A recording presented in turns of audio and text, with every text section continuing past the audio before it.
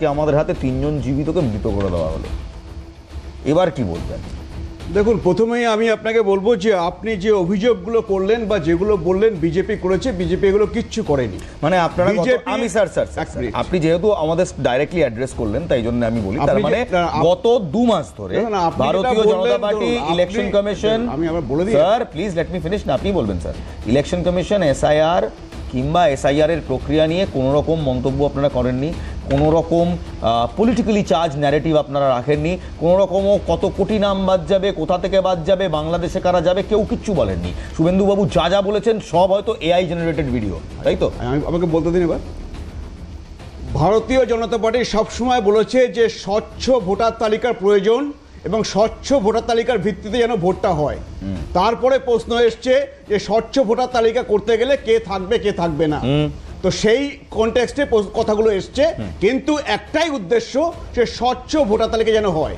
এবার আমি দেখুন নির্বাচন কমিশনারে বলতে আসিনি এখানে, আপনি যেহেতু বলছেন এবং নির্বাচন কমিশনের কেউ নেই, সেই জন্য আমি আপনাকে বুঝিয়ে দিচ্ছি দর্শকদের জন্য। সেটা হচ্ছে আরেকটা কথা যেটা আপনি বললেন, দেখুন এটা হচ্ছে খসড়া তালিকা।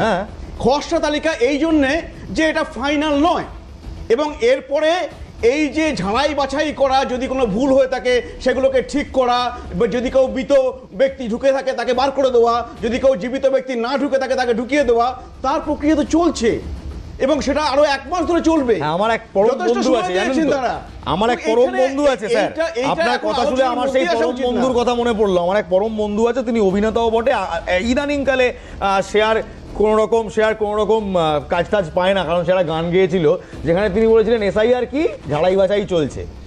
আপনিও আজকে সেই লাইনেই কথা বললেন যে ঝাড়াই বাছাই চলছে। আমার প্রশ্ন হলো, জ্ঞানেশ কুমার আমার মনে আছে দিল্লি থেকে প্রেস কনফারেন্স করে একেবারে, অভিজিৎবাবু আপনিও আমাকে যদি আমি ভুল করি প্লিজ শুধরে দেবেন, এবং বাকিদেরও বলছি যদি ভুল করি প্লিজ শুধরে দেবেন, সেই প্রেস কনফারেন্সটা আমার পুঙ্খানুপুঙ্খভাবে মনে আছে।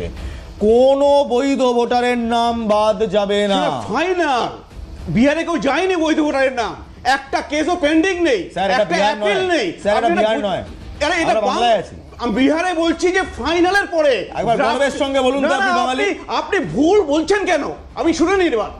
আমি বলছি যে খসড়া তালিকায় হচ্ছে সেটা হচ্ছে ইনকমপ্লিট, আচ্ছা সেটা এখনো কমপ্লিট নয়, মানে কালকের তালিকাটা ইনকমপ্লিট। এবার পুরোটা হয়ে গেলে 14ই ফেব্রুয়ারি বোধহয় ফাইনাল বেরোবে, তারপরেই আলোচনাগুলো আসবে এবং তার জন্য জবাবদিহি করবে নির্বাচন কমিশন। কিন্তু আমি যতদূর জানতাম স্যার, আমি যতদূর জানতাম এই খসড়া তালিকায় নাম না থাকলে তো বোধহয় অ্যাপিয়ার ট্যাপিয়ার করতে হয়, হাজিরা টাজিরা। আপনি শুনুন, আমি বলে দিচ্ছি, আমি যতটা জানি, আপনি যদি ভুল বলি আপনি আমাকে বলে দেবেন।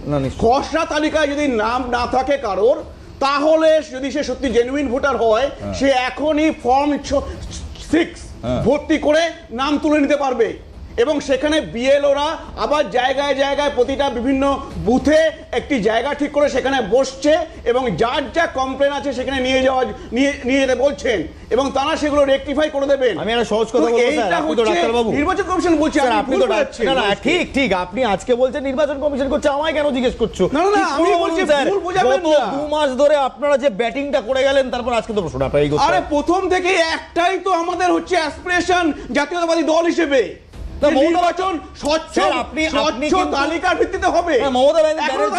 মমতা বন্দ্যোপাধ্যায় এই অ্যাসপিরেশন নিয়েই কিন্তু লোকসভায়, কিন্তু উনি প্রথমে বলেছেন যে একজনের নামও বাদ যাবে না, আর মমতা বন্দ্যোপাধ্যায় ঠিক করবেন না বা তৃণমূল ঠিক করবে না কে যোগ্য ভোটার, কে বৈধ ভোটার, কে অবৈধ। বিজেপি ঠিক করবে না, তৃণমূল ঠিক করবে না, নির্বাচন কমিশন ঠিক করবে। খুব ভালো, এটাই হওয়া উচিত। হ্যাঁ, এটাই হওয়া উচিত। নির্বাচন কমিশনই ঠিক করবে, জাতীয়তাবাদী দল একটা। আর আমার প্রশ্নটা খুব সরাসরি এবার